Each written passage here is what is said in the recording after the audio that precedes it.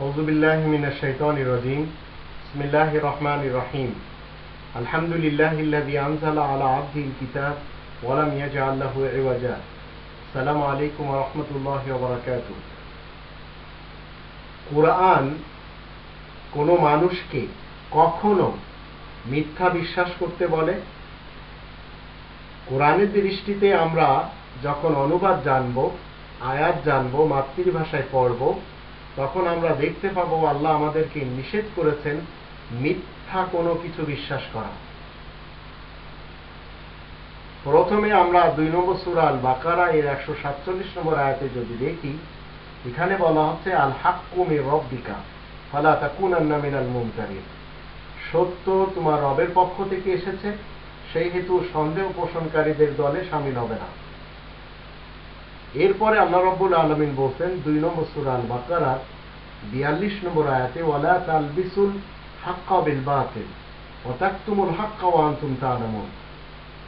সত্যকে মিথ্যার সাথে সংমিশ্রণ করবে না, আর তোমরা জেনে শুনে সেটা করে যাচ্ছ।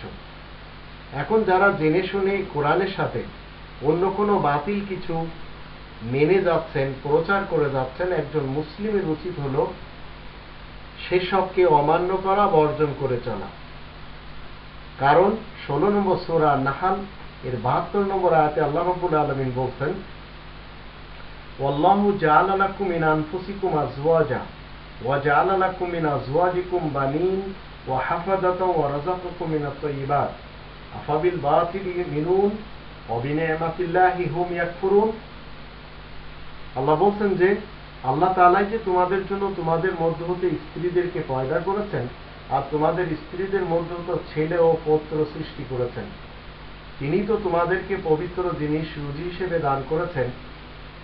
তাহলে মানুষেরা কি বাতিল মতবাদের উপরে, বাতিল জিনিসের উপরে আস্থাবান হবে?